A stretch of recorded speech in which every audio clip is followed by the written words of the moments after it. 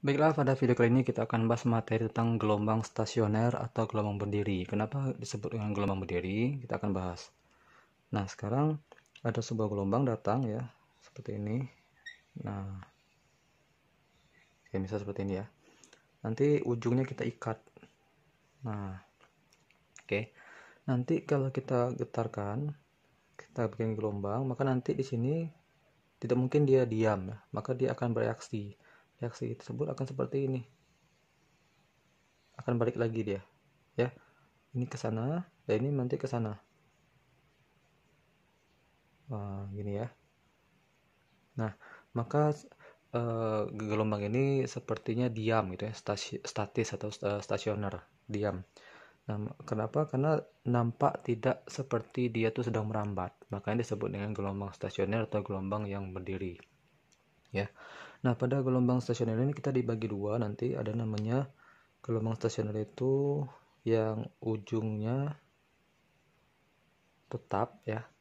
Tetap itu dia artinya di sini dia diikat gitu kan. Kemudian yang kedua nanti ujungnya bebas.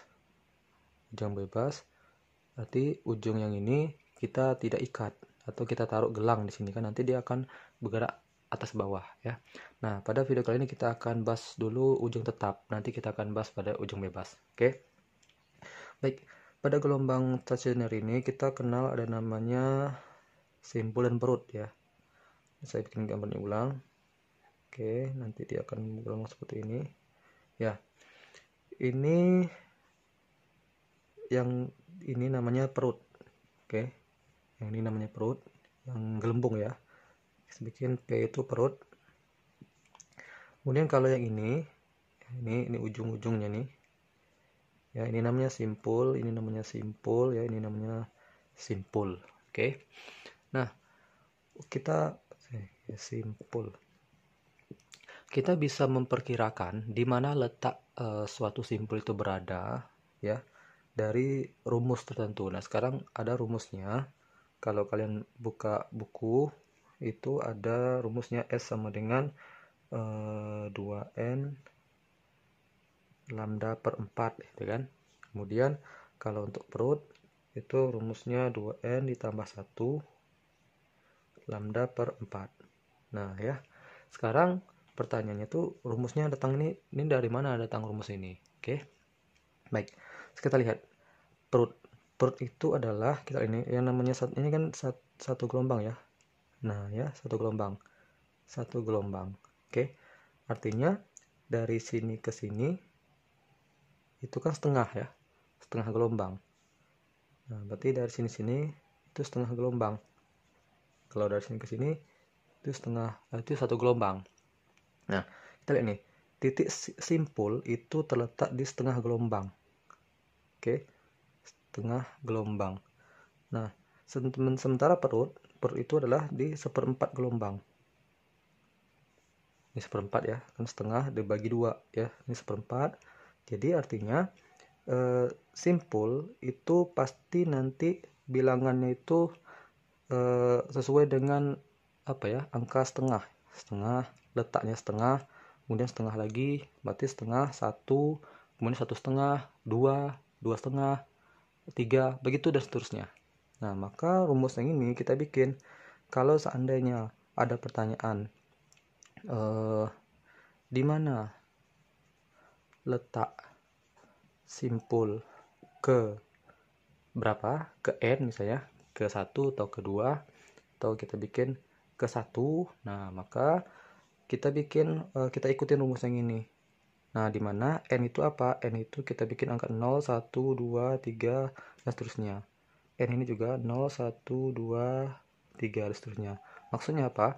Ketika ditanya letak simpul ke 1, maka kita ganti huruf N-nya menjadi huruf 0 ya. Ke 1, berarti ini ke 1. Kalau ditanya di mana letak simpul kedua, maka kita bikin huruf N-nya ini ke nomor apa, N-nya sama dengan 1. Berarti ini simpul kedua. Sebagai contoh, saya hapus dulu. Oke, misal seperti ini. Contohnya, jika lambda panjang gelombangnya 36 cm, berarti artinya ada gelombang panjang gini. Dari sini ke sini itu 36 cm ya. Oke. Nah, Kalau seandainya panjang talinya 100 cm, maka otomatis dia lebih panjang lagi ya. Jadi talinya lebih panjang lagi sampai ke sini gitu ya. Nah, itu. Dimana kalau letak simpul kedua. Nah, kalau simpul kita gunakan rumus yang ini. Maka rumusnya menjadi S sama dengan 2N ya, lambda per 4. Ingat tadi N itu adalah 0, 1, 2, 3. Oke. Karena ditanyalah simpul kedua, maka kita ini kalau ditanya ke 1 maka N-nya adalah 0, ke 1, 1 ini adalah kedua. Maka kita gunakan N-nya adalah angka 1. Maka kita bikin 2 dikali 1 ya. Lambdanya 36 dibagi 4. Oke. Maka nilainya sama dengan 2 kali 36, atau boleh kita coret dulu. 3 berarti 18 cm. Nah, artinya simpul kedua terletak 18 cm dari ujungnya ini. Berarti dari sini ke sini misalnya, berarti simpul. Nah, ini dia, maka simpul itu dia di sini dia. Berarti jaraknya simpul kedua ya. Yang namanya simpul kedua itu ini simpul ke satu. Ini simpul ke satu. Nah, ini namanya simpul kedua. Ini simpul ketiga, ini simpul keempat. Oke. Kalau dari simpul kedua maka dia di sini. Nah, jaraknya dari sini ke sini adalah 18 cm. Oke. Nah, kalau misalnya ditanya dari pusat getarannya, berarti dari sini tinggal dikurangkan saja. Kan panjang talinya 100 cm nih. Berarti dari sini ke sini ya. Dari sini ke sini itu 100 cm.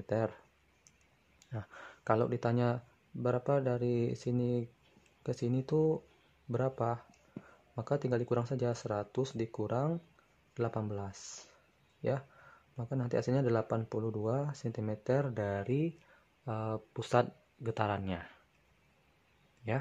Nah, sekarang kalau ditanya lalu perut yang kedua di mana, nah kan ini simpul ya. Kalau ditanya perut yang kedua di manakah letaknya ya, maka kita gunakan rumus yang ini, yaitu perut kedua berarti kita gunakan angka 1 ya. Maka menjadi P sama dengan 2N tambah 1 lambda per 4. 2 dikali 1 ditambah 1, lambdanya 36 dibagi 4. Maka 2 kali 1 2, 2 tambah 1 3, 3 per 4, 3 per 4 dikali 36. 36 bagi 4 itu sama dengan 9 ya. 9 kali 3 berarti 27 ya. 27 cm. Nah, artinya 27 cm dari sini. Oke. 27 cm dari sini. Nah, maka simpul perut kedua itu berarti 1 ya, 2. Oke, di sini.